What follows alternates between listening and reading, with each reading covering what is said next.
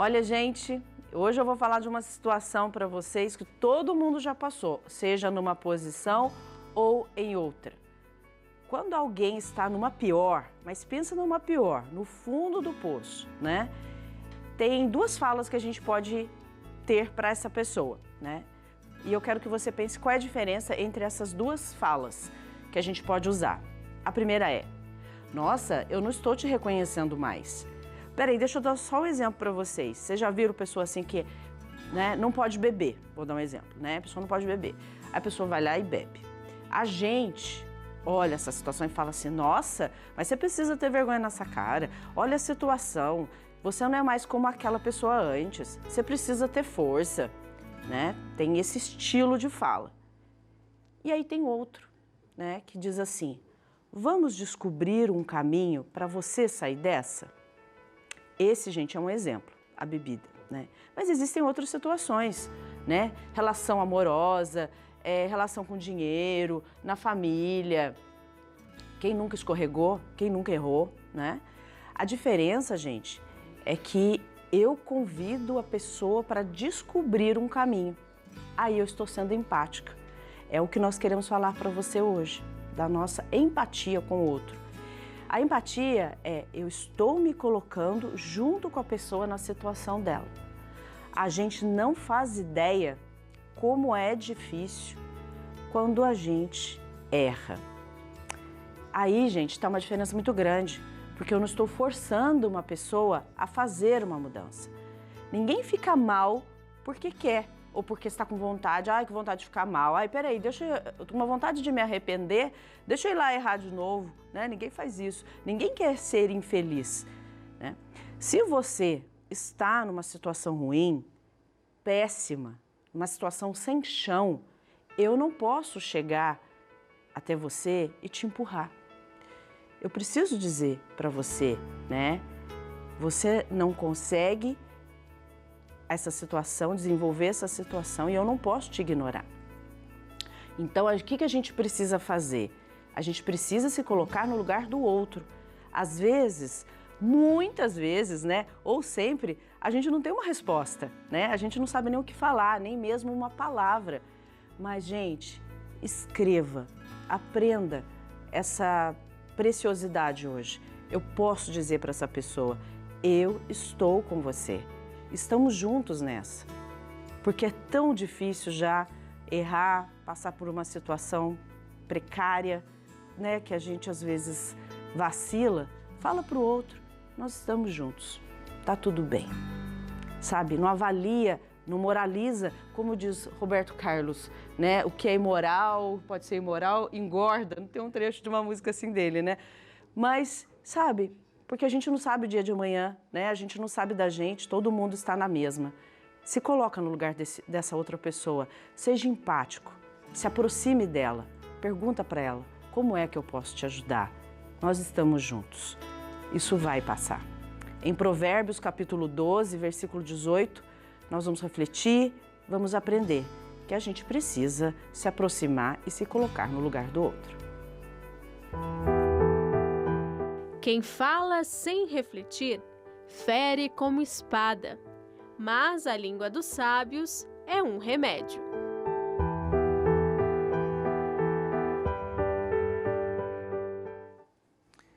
Olha que sabedoria que nós ouvimos neste pequeno versículo de Provérbios. A língua pode ser uma bênção, pode também ser uma maldição. Ela pode ser o que ajuda a construir e o que ajuda a destruir.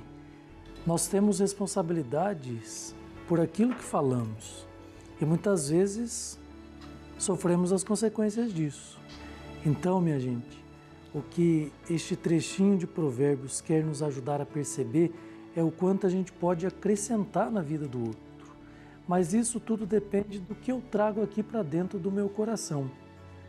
Um ditado popular sábio diz que a boca fala do que o coração está cheio. E é bem isso. Se a gente se alimenta de coisas boas, a gente vai ter mais para oferecer. Essa atitude do sábio. Quando diz aí no Provérbios a língua dos sábios, não está falando daqueles diplomados, não é das pessoas que tem diplomas e muitos cursos e cursos e cursos. Não, sábio é aquele que entende, compreende, vive os valores que são verdadeiros, que realmente constroem. Então, ser sábio não é entrar numa faculdade, conquistar um diploma. Ser sábio é ter atitudes que promovem, atitudes que dignificam, atitudes que enriquecem. Então, se a gente fica trazendo muita coisa aqui para dentro do coração, se amargurando com tudo, e não vendo nada de bom em nada, em ninguém, então a gente começa a ficar muito pessimista, a gente começa a se afogar em nós mesmos. E aí a gente afasta as pessoas de nós. Esse é um lado. Outro lado é quando eu estou mal comigo mesmo e eu quero que os outros fiquem mal também junto comigo. E aí da minha boca só saem palavras de ofensas, ingratidão, eu não aceito a ajuda de ninguém. E aí a coisa fica difícil, não é? Ter sabedoria é viver verdadeiramente os valores que fazem a gente encontrar sentido em tudo. Às vezes a gente vai olhar para o nosso lado e vai perceber que a gente não tem tudo que sonha. E não vamos ter tudo o que sonhamos. Mas nós podemos construir os nossos sonhos a partir daquilo que nós temos nas nossas mãos. Então aí sim, com essa sabedoria de vida, a gente se alimenta e pode também alimentar outras pessoas. Podemos nos enriquecer. Podemos e devemos nos enriquecer. Tome cuidado quando falar com alguém que já está mal, porque senão às vezes a gente pode deixar aquela pessoa pior ainda. A Dani dizia, alguns exemplos em que de repente, ao invés de ajudar, a gente atrapalha, não é? Então, quando a gente não tem o que dizer, o silêncio é a melhor resposta. Às vezes a pessoa que está diante de você já está tão machucada com várias situações, então ao invés de falar algo que a deixe pior ainda, abrace, dê um ombro amigo, mostre que você está junto. Às vezes a sabedoria está na ação e não nas palavras. Agora, quando a gente tiver palavra boa para dizer, aí sim, ela se torna um remédio, porque ela vai curar a ferida, vai ser ali um alívio para a dor. Então, se a gente tiver coisas boas para dizer, vamos dizer assim, cheio de alegria, nos compadecendo de quem está ali diante de nós. Mas se não temos palavras, então fale pelas atitudes, seja acolhedora, e isso vai ajudar muito mais do que uma palavra mal dita, no momento errado, que de repente pode destruir ainda mais essa pessoa que de repente é tão querida para você, não é? Às vezes, é claro, tem situações que quando vê já falou, mas é a atitude. Seja próximo, ou então se aproxime, procure falar com o seu olhar, com o seu sorriso, com a sua presença.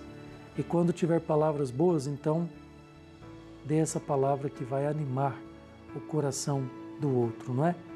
Às vezes, palavras pequenas, simples, dizem muito e abastecem o quanto a gente nem imagina, não é? De repente, para nós não é nada. Disse alguma coisa assim, parece que não foi nada, mas para o outro, de repente, valeu a pena, né? Para o outro, de repente, uma palavra muda tudo. Vamos rezar então, pedindo a graça de podermos cada vez mais ter essa sabedoria de ler a realidade e agir da melhor maneira possível, sabendo o nosso lugar para que de fato a gente possa construir e não destruir. Que a Mãe Aparecida, com o seu jeitinho singelo, simples, silencioso, de poucas palavras, nos ajude a ter atitudes que promovem a vida e a dignidade do outro. Ave Maria, cheia de graça, o Senhor é convosco. Bendita sois vós entre as mulheres, e bendito é o fruto do vosso ventre, Jesus. Santa Maria, Mãe de Deus, rogai por nós, pecadores, agora e na hora de nossa morte. Amém. Glória ao Pai, ao Filho e ao Espírito Santo. Como era no princípio, agora e sempre. Amém. Nossa Senhora Aparecida, Rogai por nós. Amém. Que bom.